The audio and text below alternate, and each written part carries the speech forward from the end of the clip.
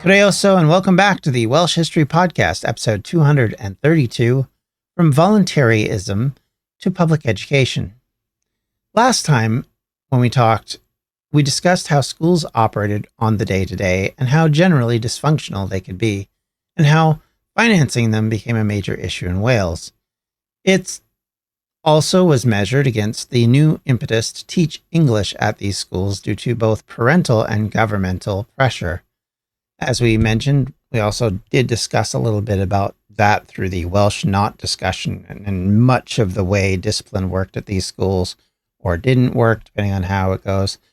This time, we're going to talk more about the general function of education as a whole and who is in charge and why, and we'll go from there and talk further about that. So we are going to take these three systems that in the mid 1800s were effectively in charge of meeting the needs of students, why this was the case, and why this was a struggle for both students, parents, and even the educators themselves. Education debates of the 1840s created two major issues for Wales during that period. We have talked at length about the Blue Books and their influence on education, why they were perceived as bad, why they were perceived as necessary by others, and how they affected the development of school systems. However, there was also, in 1843, the Factory Education Bill, which set off a storm amongst some of the nonconformist movements in South Wales. To understand the unique dynamic in South Wales, let's talk about voluntaryism.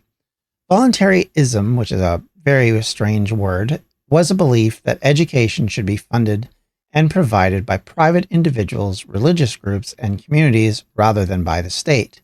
In South Wales, this movement gained significant traction, largely driven by nonconformist religious groups.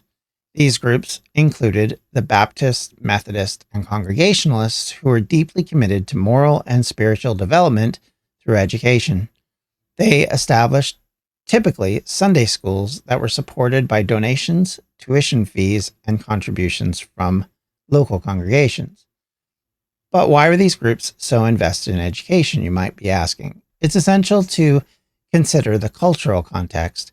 Nonconformist communities in Wales placed a high value on literacy because of its connection to the Bible reading and spiritual growth.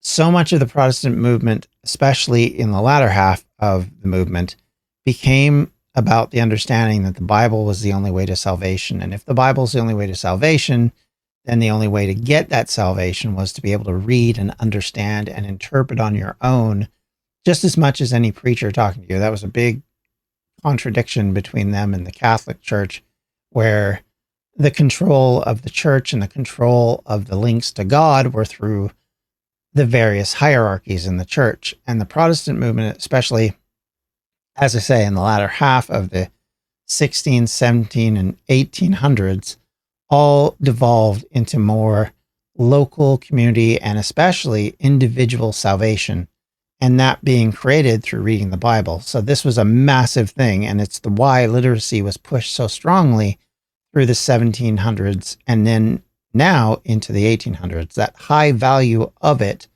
became critical. Many chapels operated their own Sunday schools, which often served as the only form of education available to working class children, and often it was the only Welsh language education they received, although it was not necessarily as broad in communities in the urban areas of South Wales. However, these efforts, while admirable, were not enough to address the broader educational needs of a rapidly growing and expanding population. Entering the 1840s, it was a time of heightened debate about the role of government in education, and especially around funding it. This brings us to Sir James Graham and his proposed legislation that we mentioned earlier. In 1843, Sir James Graham, then the Home Secretary, introduced the Factory Education Bill, often called the Graham Bill. The bill aimed to establish a framework for education in factory districts, which included much of industrial South Wales. The proposal sought to create a government-inspected schools, partially funded by public money, with a curriculum overseen by the Church of England. And you can see right there why these non-denominational people would have a problem with this. This, of course, sparked outrage. If there was one thing that the Protestant denominations agreed on, it was that the Anglicans should not be teaching their version of religion to their children.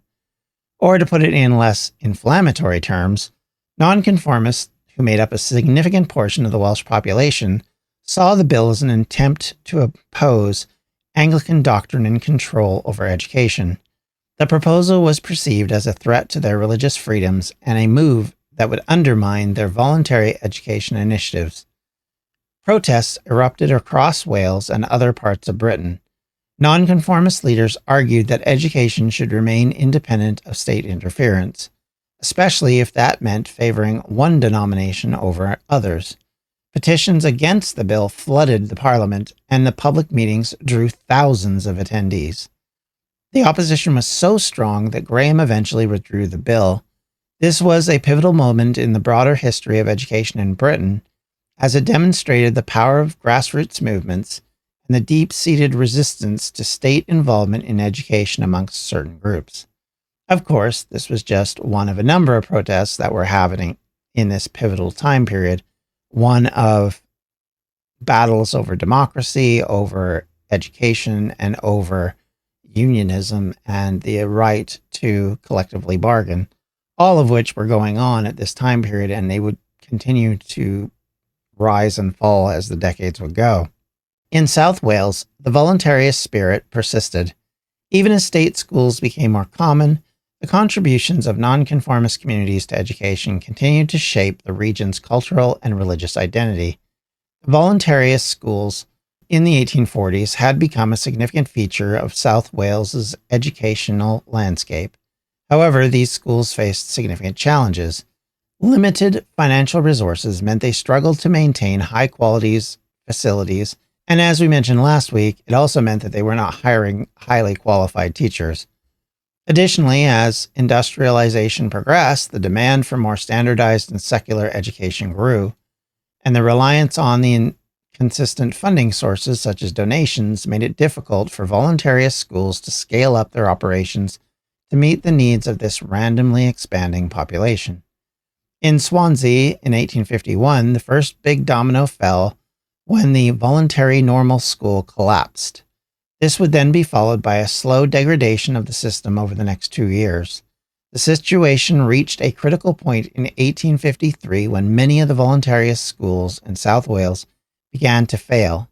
The combination of inadequate funding, competition from emerging state-supported schools, and public's growing recognition of the need for a broader educational reform contributed to their decline. While they played a vital role in promoting literacy and moral instruction in earlier decades, voluntarist schools could not keep pace with the changes, both societal and financial, and meeting the educational demands of their students. Their decline paved the way for increased state intervention in education.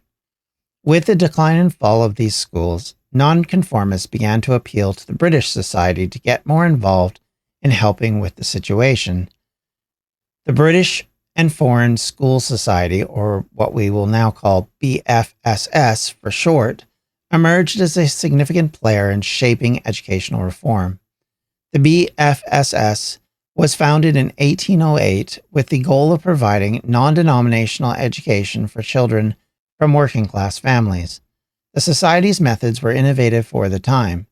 They promoted the monitorial system where older students, known as monitors, were trained to teach younger pupils. This approach allowed one teacher to manage large groups of students while making education more efficient and affordable. This, of course, would obviously lead to some of the problems we would see later on, as these educators would use that particular role to actually do most of the teaching, and the teachers themselves not doing a whole lot. This is the issue when the funding for teachers was so small by comparison to, say, any other position that you could have at the time. And so there was this whole problem around how the teachers actually did teaching. And this, while seemingly a good idea, probably made things slightly worse. In South Wales, the BFSS's mission resonated deeply with local communities, particularly, as mentioned, the nonconformist communities. Not long in the 1850s, the Society had established a network of schools across the region. These schools were seen as an alternative to the Anglican-controlled national schools, which many nonconformists viewed with suspicion due to their perceived alignment with the Church of England, which makes a lot of sense. The BFSS's schools emphasized core subjects like reading, writing, and arithmetic, but they also aimed to instill moral values. Importantly, their non-denominational stances ensured that children of different religious backgrounds could attend without fear of proselytization. This inclusivity was particularly appealing in regions like South Wales, where nonconformist chapels played a central role in community life. Despite its successes, the BFSS faced significant challenges in South Wales during the 1850s and 60s. One major issue was funding. Like the voluntarist schools in the past, BFSS schools relied heavily on donations and tuition fees, which were often insufficient to meet the growing demands for education. As industrial towns expanded, the need for larger schools and more qualified teachers outpaced the resources that were available to them. Another challenge came in the increasing involvement of the state in education. The Revised Code of 1862, also known as the Payment by Results system, tied government funding for schools to students' performance on standardized tests. While this policy aimed to improve educational outcomes, it placed additional pressures on these schools, which were struggling to meet these new requirements with their limited resources. Now, not to get too political here, but this is a similar issue that has come up in various countries in different ways across the world, even today. And while it is seeking educational excellence, it can also cause harm to schools in poor urban centers as they receive less money and have harder targets to meet because of the education of the local community is a little less than, say, another community in a rural or, let's say, suburban area, and how that conflicts with the achievement-centered ideal. So all of this in mind, like I said, not to get very political, but it is something that you can see where it would cause issues. The competition from state-sponsored schools also began to erode the influence of the BFSS in South Wales. As government took a larger role in education, particularly after the Elementary Education Act of 1870, something we're going to talk more in depth about next time, many BFSS schools either closed or transitioned into emerging public school systems. By comparison, the national schools, established under the guidance of the National Society for the Promotion of Religious Education, they were closely tied to the Church of England, as mentioned. They were founded in 1811, and this society aimed to provide elementary education to children, emphasizing religious instruction based on Anglican doctrines. You can kind of understand why there was a beef over this. By the 1840s, these schools began to expand into Wales, bringing with them both opportunity and controversy. The arrival of the national schools in Wales was met with mixed reactions. On one hand, these schools did offer formal education in reading, writing, and arithmetic at a time when such opportunities were limited for many working-class children. For industrial communities in South Wales, this was a significant development as it promised to equip the younger generation with the skills they needed to participate in an increasingly literate and industrial society.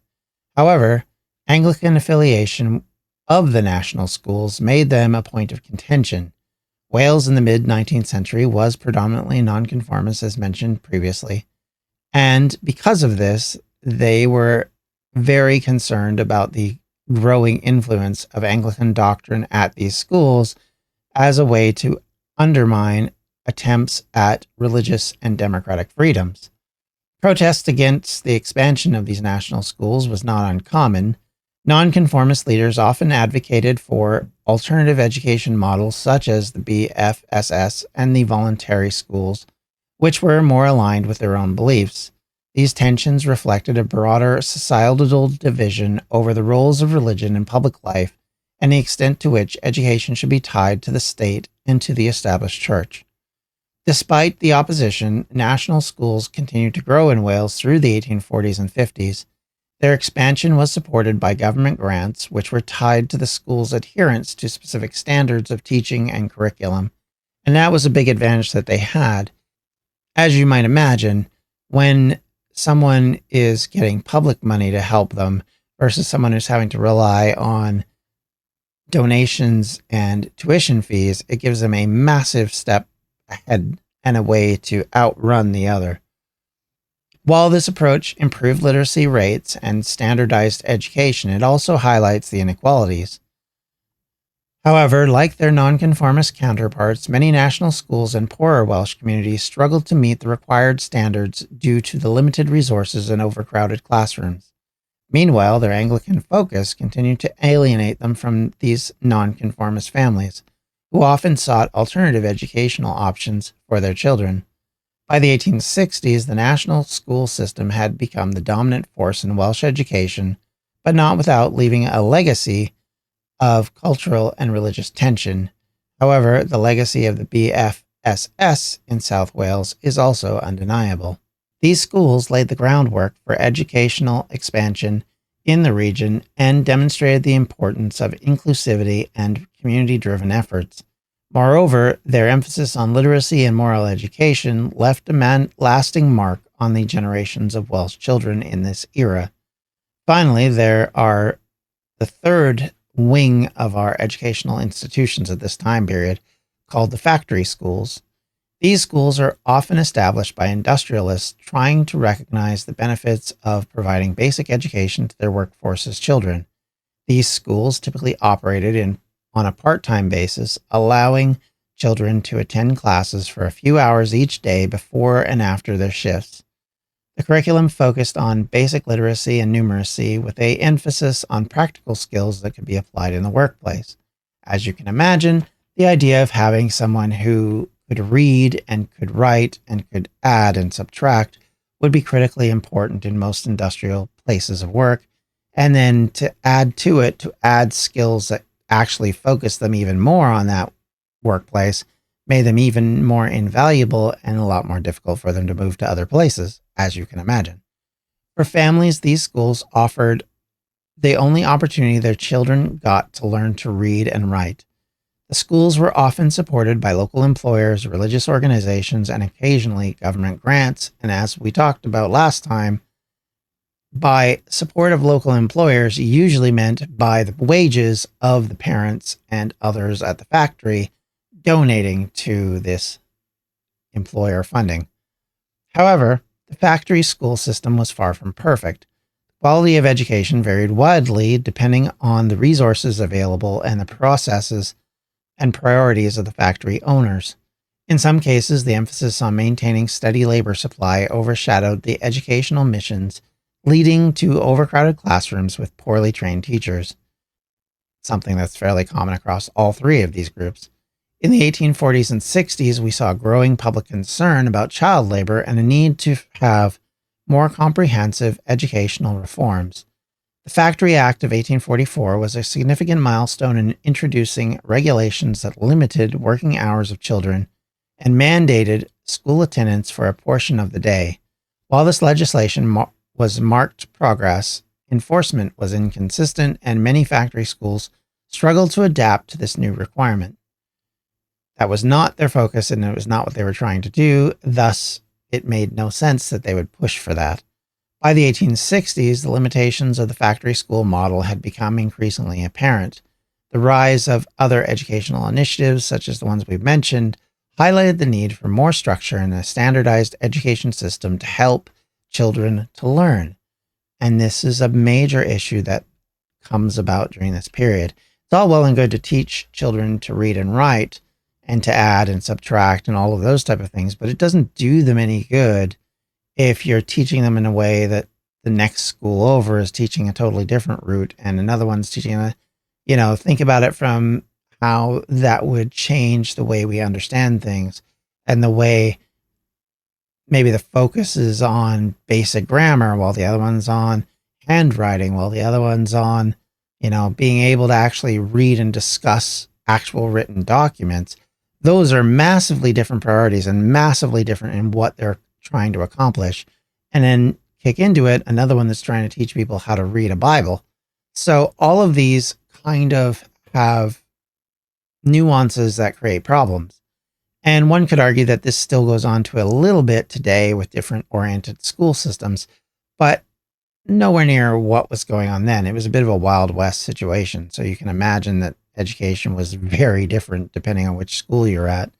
And while the factory schools and urban schools could be problematic, certainly the rural ones were no prize. Just from the descriptions you get of them, they sounded like they were effectively temporary education in the middle of a dirty field or maybe in a barely covered barn, which wouldn't necessarily be a conducive area for education. So all of these things have to be understood in context and understood from that perspective. And it's important for us to grasp that as we talk about all these things. These developments, of course, of all of these demands and controversy and conflicting desires to do various things and outrage that was growing over the way children were being used as a part of the work environment.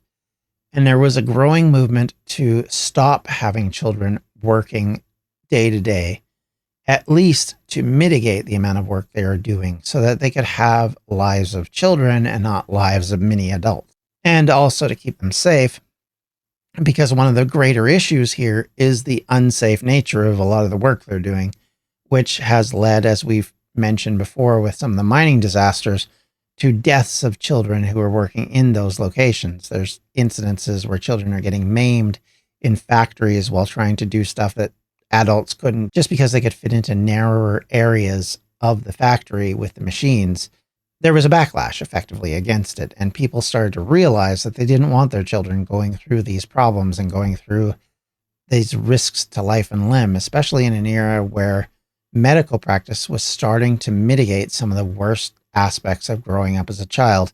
Keep in mind, up until the 1800s, most children could die in their youth or at childbirth because of disease, because of poor practices of cleanliness, and a number of other things.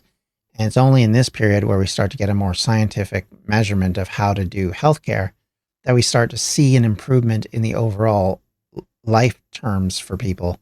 Something that won't like kick up in a massive amount yet, but what we will start to see mitigate is child deaths.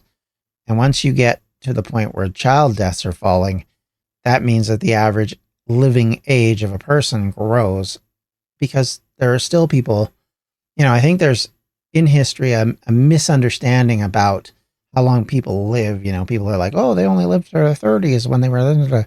It's like, no, what's happening is if you look at the numbers tell us that there were a large amount of child deaths, which on average bring down the living age of people.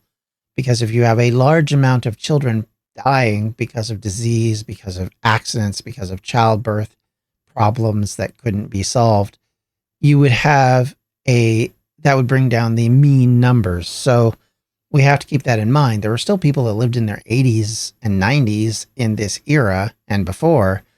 They weren't like vast majorities like they might be now necessarily, but there's definitely enough of them that there's records of them. It's just that it wasn't common. That's the problem, because so many people lost their children in their youth, and that's part of the reasoning. It's part of the reason if you look at a lot of family groups and the way they do naming conventions, you will actually see names that were used in an older child suddenly appear in a younger child, typically because the older child's passed away and they've reused the name because of various reasons. And so that child, let's just say Michael, for example, the older Michael may have died young, and then they decide that the next child born will be called Michael to either honor the other child, or maybe they just like the name enough to do it. There's so many reasons why parents do things. We can't assign an obvious factor, but certainly that was something that you would recognize as being happening. And it would explain some of this. So keep that all in mind. And it's not like people just suddenly decide, oh, we love our kids. It's because it became obvious that as the century was going on, child labor had gone from being, let's work on the farm with our parents, to let's basically do very dangerous levels of labor in areas where they're not necessarily with their family, and it's not necessarily a family decision, but rather a decision based on economics, the fact that they have to pay for everything. And so a child becomes a contributor to that, and you have to have that money to help you get through. And so you put your child at risk, hoping for the best. And that, I think, is what we have to put this into. And eventually people start to say, hey, maybe I don't want to put my child into this. Maybe I don't want to put my child in this much risk. Let them grow up. Let them become educated and make decisions on their own. And let's open up the education system, because it will help determine who they are better. They'll have a better opportunity for themselves. Now, conversely, the government opened up the education system, especially teaching English in Wales, in part to put a stop to what they perceived as a Welsh language revolt, which kicked up every once in a while, and the perception that the Welsh were particularly crotchety because of the language, which is completely crazy, but it's something that they were suggesting. So that's something we have to keep in mind, and it's something you have to measure when you look at these things. There's always, yes, there's one reason, but there's always 4 or 5 other reasons why this is happening. And the framework for our modern society develops in the latter half of the 1800s. Most of what we understand the world today comes from this period. The ideas and developments, both politically, culturally, religiously, and in other societal benefits, and in how community interacts with itself. All of these things start to change here in ways that will become way more familiar to us as modern people, because they have links to the modern world. And education is just the first big kickoff point. We now start to see the idea of publicly funded, publicly controlled, and eventually not necessarily religious education being the important factor. It's still important to a lot of people today to have their children educated in a religious environment. My kids grew up in that situation when they were in Wales. I've known lots of people that have put their kids into Catholic school here in Canada.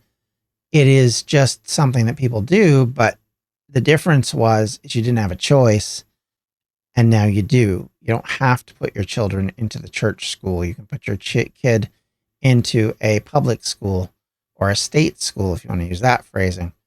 All of those are very different than having to basically say, well, there's only one school I can put them in because I can only afford to put them in this school.